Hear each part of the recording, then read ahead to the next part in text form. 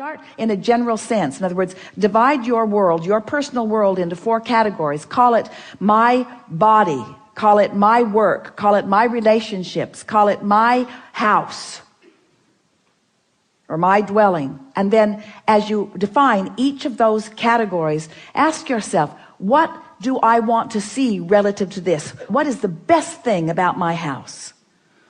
It's warmth. It's a haven for me. It's a place that I get to go. It's a place where space that's carved out for me. It's a place where I can have privacy.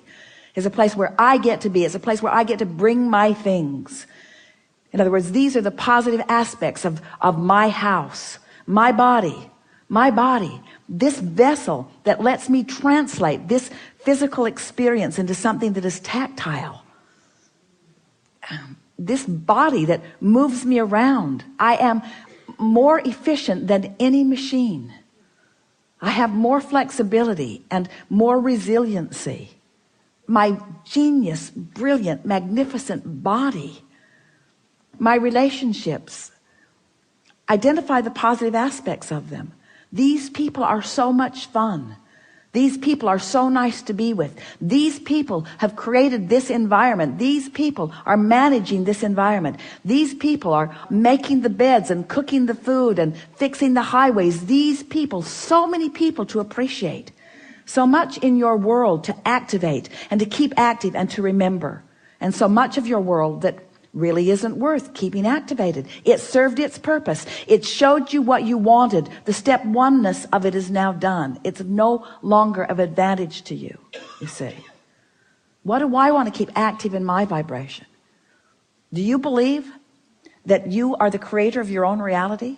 Yes. And do you believe that you have created a reality and that the source within you knows that reality and bees that reality and lives that reality? Do you believe that there's a vibrational signal being beamed to you specifically about what you've carved out of this physical life experience?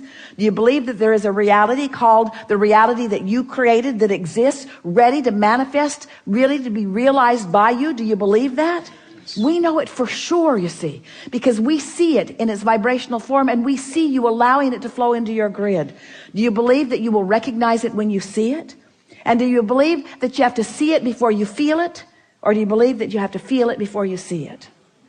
Is the revelation going to come after the emotion?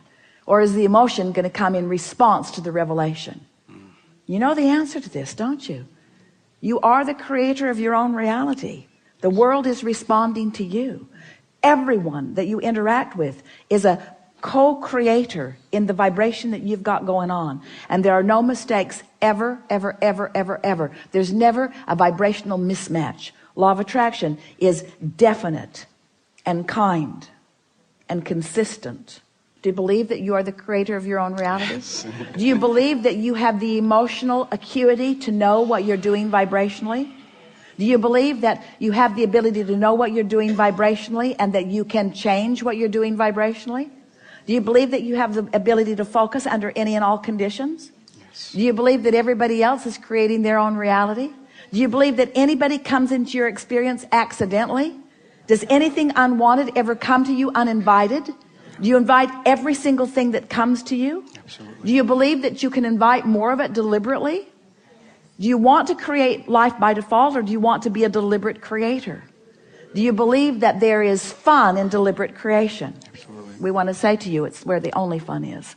Because when stuff comes that you have not identified and acknowledged as something that you desire and then work to achieve vibrational alignment with, when it comes, you don't even notice it because it's not on your radar. But when you have deliberately identified something that you want, honed it out of the absence of it, maybe even, and you have found a way to focus even in the absence of the manifestation of it by focusing upon the feeling of it, by the why of it, not the how or the where or the who or the when, but the why of it. Why do I want this? Then as it begins filling into your grid, then you're excited about it. You see, we see you excited over a parking place and you should be, because it is as easy to create a castle as a button. It just depends on what's in your line of focus and what you're allowing.